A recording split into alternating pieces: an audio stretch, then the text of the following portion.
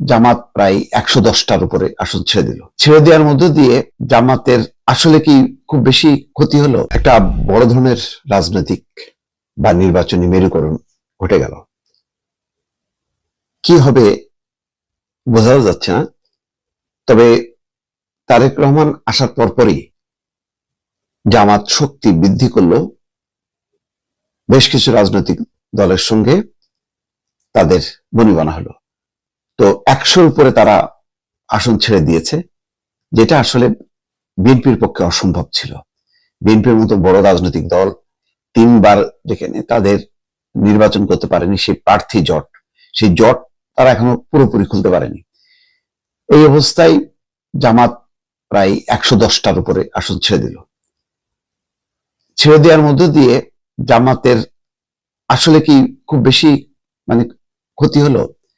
ক্ষতি তেমন হয়নি, কারণ জামাতের ইন্ডিভিজুয়ালি জামাত বিএনপির সামনে আসলে দাঁড়াতে পারবে না। এটা শেষ বিচারে হলো এই, যখন কি শফিকুর রহমান সারা দেশে ঘুরেছে, তার বক্তব্য শুনেছে সবাই, কিন্তু তারেক রহমানকে এখনো কিন্তু দেখেনি।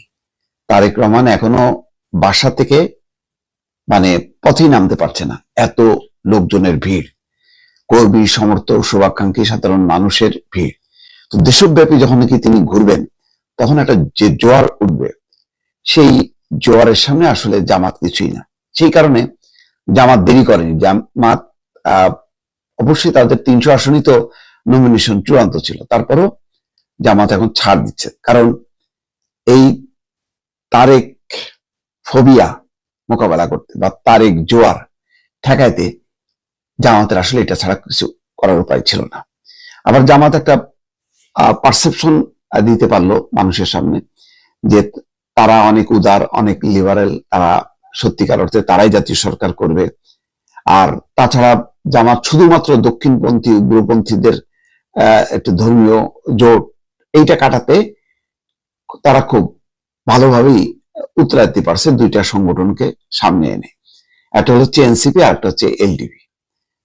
এই দুইটাকে সামনে আনাতে জামাতের অনেক কালিমা ঢেকে গেল, অথবা মুছে গেল বলা যাবে না, অন্তত ঢাকা পড়লো। কারণ এখন চট করে বলা যাবে না যে এই জোট হচ্ছে স্বাধীনতা বিরোধী, মুক্তিযুদ্ধ বিরোধী, কারণ এই জোটে এলডিপি আছে, এই জোটে মেজর আক্তারের মতন লোক আছে। যদিও তাদের অবস্থাটা খুব গৌণ, কিন্তু কিছুটা হলেও তো একটা প্রোটেকশন পেল। এখন বিপুল পরিমাণে 100 শতাধিকের উপরে একটা দল আসন ছাড় দিয়ে একটা যে মোর্চা করলো, সেই মোর্চা কতখানি কোন কৌশলে এগোবে সেটা কিন্তু এখন দেখার বিষয়। তো জামাতের জন্য সত্যি এই প্রথমবারের মতন সে এককভাবে একটা বৃহৎ রাজনৈতিক দলকে মোকাবেলা করতে হচ্ছে। তার স্বাধীনতার পর থেকে এই পর্যন্ত কখনোই জামাত এটা চিন্তাও করতে পারেনি। এবার সেই সুযোগটা আসছে, এখন এই সুযোগটা কিভাবে লাগাবে সেটা এখন দেখার বিষয়।